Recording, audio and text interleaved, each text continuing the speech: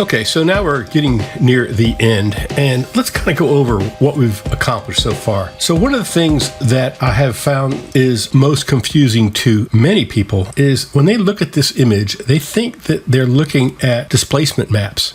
But in fact, they're not. In fact, they're looking at some texture maps, and we're also looking at a displacement map was used, and then geometry was created from that map. So, for instance, this is the wireframe of what we're looking at, and everything that we can see, these wires and these pipes and this geometry around here is around 200,000 faces. But the originating displacement map had well over 8 million faces. So it's a big difference, and it's relatively easy to work with 200,000 faces. In fact, the actual robot here in the center has as many faces as the rest of the scene. That's kind of crazy, huh? So the next step is we want to take this render and we want to actually do some things to it to make it look better, right? And so what am I talking about? Well, there's a lot of things that we can do that are called post effects, things that are done afterwards. And those are things like bloom and chroma aberration and misting passes and all kinds of stuff. And we're going to talk about how we do that here in just a second. But before we do, I want to show you some things and talk a little bit about what a cinematic film effect typically looks like. So let's go over the 8 traits of a sci-fi cinematic look. So I'm going to use this website called ShotDeck, and I have a subscription to it, and it's really a great reference resource. And I can do things like, let's choose color. I'm going to choose cool and orange, and a genre, I'm going to choose science fiction. And you can start to see some of the things that it will show us, right? So there's a couple of things that start to jump out at you right away, and let's talk about them. So the first one is color tone. You can see in a lot of movies, there's very strong color toning that takes place. So you can see that was a very strong orange color. Here's kind of a blue-green color, which is more traditional, and another one, right? Another thing that's common to all of these is there's very much a high contrast look. These images aren't like typical perfume ads or shots of cars and computers where you get to see every detail. These images are more focused on creating silhouettes and sharp contrasts between light and dark areas. Another example. And then, of course, there's always the volumetric effects. You always see this kind of thing in science fiction movies. Everything's kind of foggy, and you get a lot of separation between the foreground and the background. It helps to create those high contrast silhouettes. Another trait of the cinematic look is also film grain. And you can see in here, you've got a lot of film grain in this particular image. And in fact, almost all images have film grain in them if they're shot on cameras. And even in the digital realm, editors are adding film grain into the renders in order to help composite effects over different plates. And then, of course, the ever-present bloom. You'll see a lot of this, and this is something that we want to pay attention to, where you can actually create kind of a bloom. You'll also notice here that not everything is in perfect focus, and that's another trait. And then let's talk about lens distortion. So if we look at this 35 millimeter, this is about right. And over here on the far right is a fisheye distortion, and then here's the opposite over here. And so sometimes you're going to get distortion all the way across, and you may want to either fix it or exaggerate it, depending on the scene that you're rendering. Here's an example where we have this is bending out to the left. You can see that the camera's got it bending out this way, but this is probably a compositing shot, and they probably did that on purpose. And one thing we'll also notice as we zoom in here, we'll see a slight chromatic aberration effect going on, and that's showing where the red and green and blue channels are separating just a little bit based on the camera lens. Here's a better example of it. You can see right here we have a little bit of a red halo over that. So next, let's see how we can apply these 8 traits of a sci-fi cinematic look. Before we go into too much detail there, I want to also mention that there's a lot more to a cinematic look, like lighting and perspective and choice of lens. But this session is going to focus on post effects and how we can use the Blender compositor to create for us a sci-fi cinematic look. So here's our scene, and as you can see that we've already got it lit the way we want, pretty much. I've got a little blue light down in here, and I've got just the sunlight, and that's really it, that plus all of these little emissive details. So the way this typically works is over here we've chosen a wider format, more of a cinematic format, and there's a lot of different ratios that one can talk about, but this isn't the standard HD format. It's a little bit wider than that. It's 1920 by 850. I want to make sure when I do my first rendering that I don't do it any bigger than this, because I'm going to apply a lot of these post effects in the compositor, and in order to do that, I don't want the image to be so large that it bogs down the compositor. And sometimes you may even want to go smaller, like maybe 50% if you have a weaker computer. Our final image will be 200%. So let's look at our compositing tab currently. This is what it looks like, and we're going to want to hit this button that says Use Nodes. And there's a lot of stuff that we can do in here. I've set mine up so that this is kind of compressed a little bit over here so it's not quite so wide. And I put my image here, and I also typically let my render sit in another part of my screen. I have one of those widescreen displays, but for now we'll just use this. You can set your compositor up however you like to use it, but we need to add a lot of stuff in here. And what's the easiest way to do that? Well, the easiest way to do that is we go over to this file called compositornodegroup.blend, and this is a file that you guys on the ideation creation at my Discord, I'm going to provide for you, as well as any of the $1 Patreon members. And in here you can see we really don't have anything, but if you go to the compositing tab, we have one thing. We have this compositor node group, and if I tab into this, this is what I have. And if I look at this a little closer, you'll see that here's where the image comes in. These are the image controls. We have curves, which adjust the contrast a little bit before anything else happens. We have a glare node, which is going to give us our bloom. We have color bouncing, which gives us our color tone, and a brightness contrast node after the color bounce, which we can use to help punch up the contrast. Okay. And then another thing I'll mention is that we're going to use a mist pass. And why do we use a mist pass? A mist pass is kind of a really fast way to deal with volumetrics, and it's much more controllable than volumetrics. So that's the reasons we're going to use a mist pass.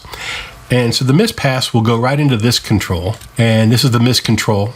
And here we can use these little sliders to help adjust the mist pass and kind of the clipping fore and rear clipping planes. We'll use these sliders for that, and I'll show you that in a minute. And then we can toggle it on and off right here. 1 is on and 0 is off. So just understand that if you're not going to use a mist pass, then don't worry about it, leave it off. And then of course we have the mist color right here. And then we have a film grain right here. And this number right here is the amount of film grain that's going to be applied to the final image.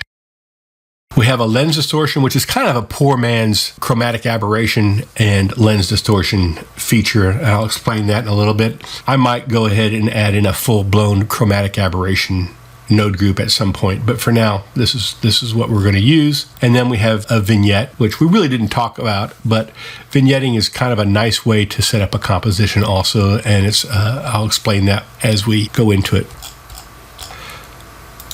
So this is our node group. It's called CW Compositor. So I'm going to go into our file, and I'll go into compositing here, and I'll say File, Append. And what I want to do is I'm going to find that compositor node group blend, go into node tree, and you can see that we have this CW Compositor. That's the only one I want to add. I'm going to hit Append on that, and I'll bring in the other one as well. And now that I'm in my compositor, I can say Add Group, and I'm going to use this CW Compositor. Turns out I've already had one in here, so I'm going to just add this one right here and drop it in there. And then when I tab into this, you'll see I've got all that same stuff that we were looking at before. Okay, so how do I use this? Well, let's go back to layout, and let's do a few things. So first, I'm just going to go off and go into solid mode so I don't have to wait for it to refresh. And the first thing I want to do is I want to set up my mist pass. How do we do that? The first thing we do is we come into our view layer properties, and we make sure that this is checked, mist. And then we go to our camera, and we go into our camera properties, and we make sure that show limits and mist is checked.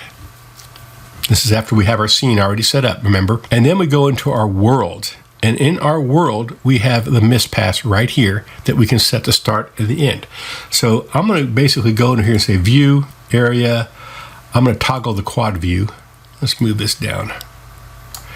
And I'm going to go into a wireframe, and I'm going to select the camera, and let's move out. Let's go ahead and turn this on so we can see everything. And if you look at the world properties, we have a couple dots here. We have this forward dot and this back dot. So the first thing we want to do is we want to move this forward dot to where we think we want the mist to start. And the best way to think of it is think of it as a sphere. So if there's a sphere encompassing or a circle encompassing this is what we're going to want to have, right? And so what we do is we'll start and we'll move this. And as we move this moves that sphere.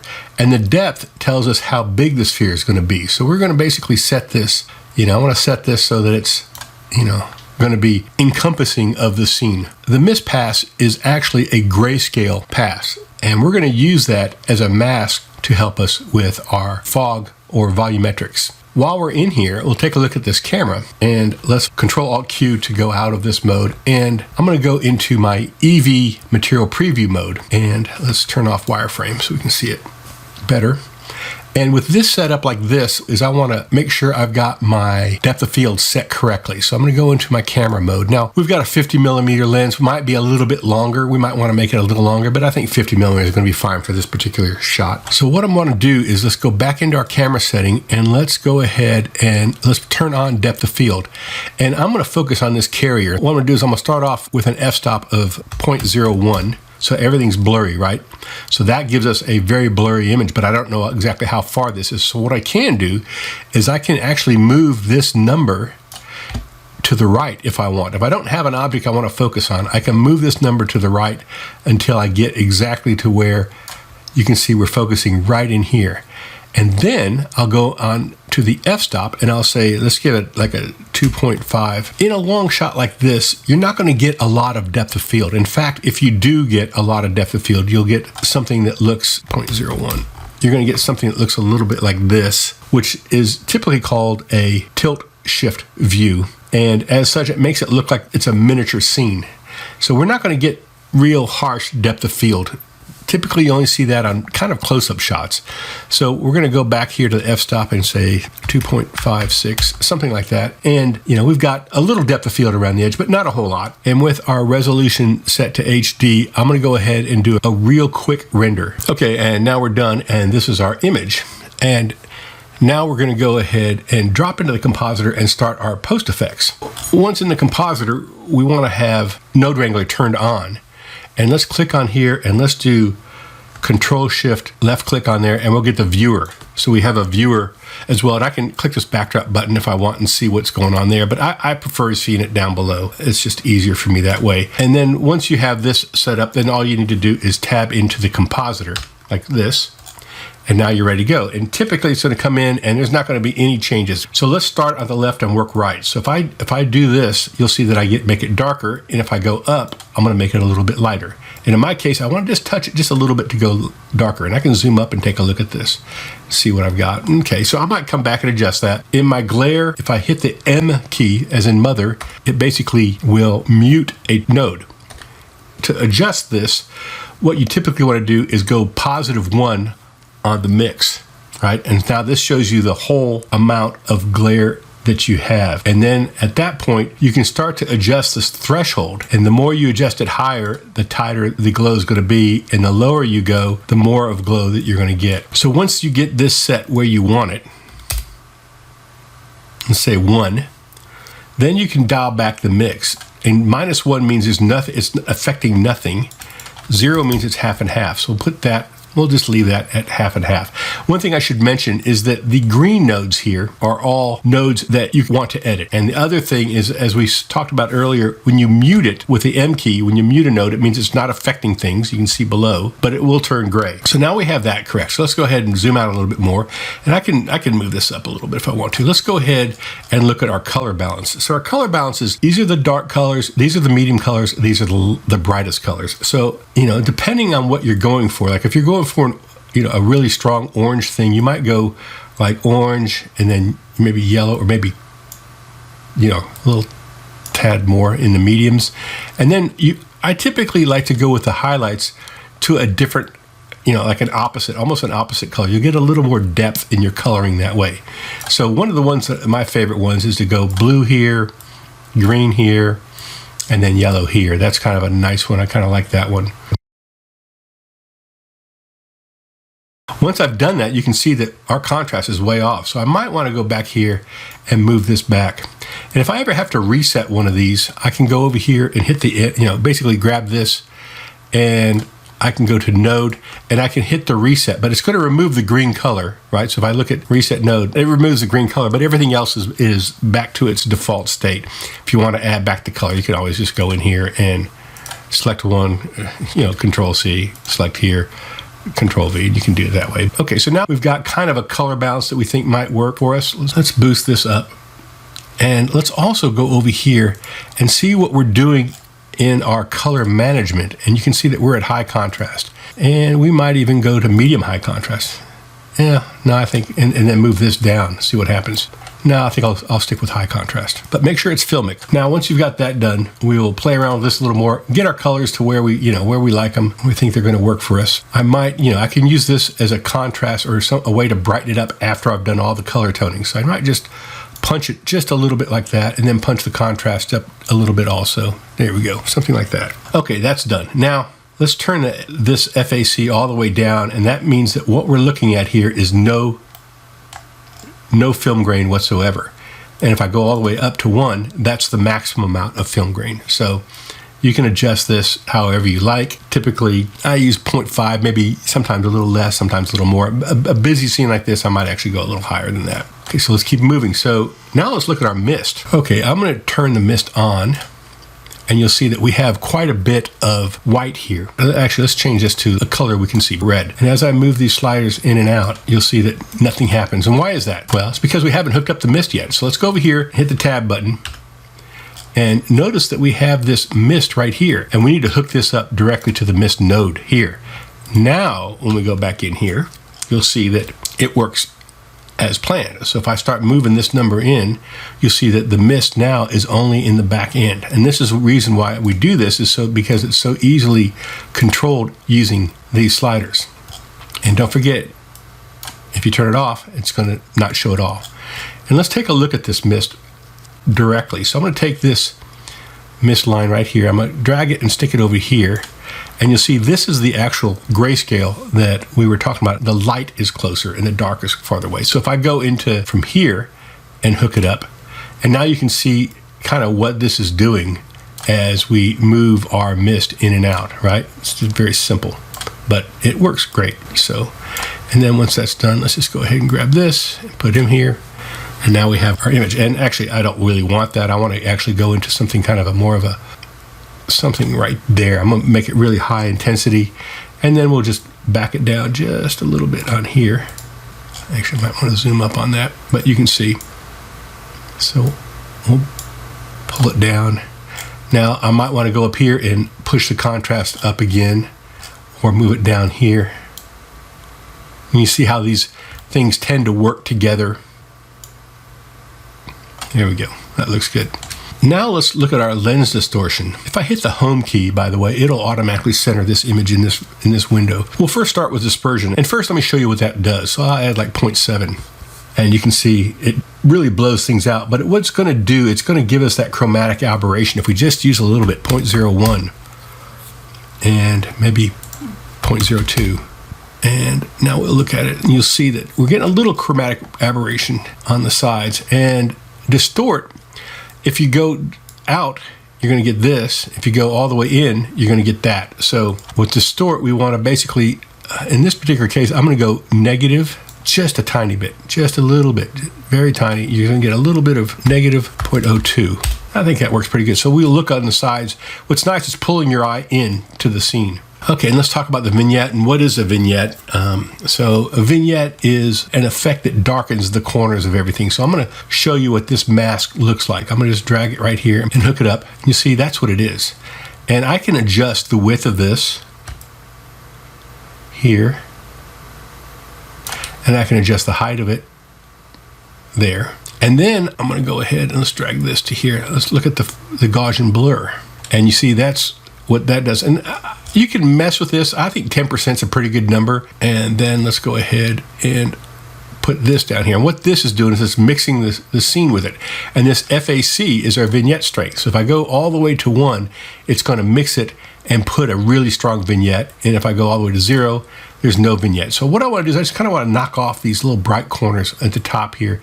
They're kind of a high contrast area. So I'm going to just sort of knock them off a little bit. And you can see how that is not a strong vignette, but it actually works really well. That looks pretty good. Okay, so the next thing I'm going to do is I'm going to go back to my layout, and I'm going to set up my final render, and I'm going to set that up at max samples of 256. For this kind of scene, it's going to be fine, 256. I do have my denoiser on, and I'm using open image. I can also use, in this particular one, Optics might be even faster for me. I'm using my GPU to render. So let's go ahead and do a final render, and we'll do it at 4K. And I'll come back when we're done. Now it's rendering this in 2 tiles. And here's the first one. And one of the keys here is that it will not apply the post effects until the full rendering is complete, just so you understand. Okay, and now it's finished. Now it's going to apply the compositing, and you can see how nice that is. Let me show you the difference between here's the view, there's a layer, right? And then if I go over here to this button and I say composite, so you can see the difference. Quite a big difference, I'd say. And then if I hit the Alt-S button, I'm going to save this. And really, that about covers it. I hope you enjoyed this. This has been a fun ideation creation and a really nice workshop and mini course, and I've enjoyed creating it. So thanks for watching, and I hope to see you online.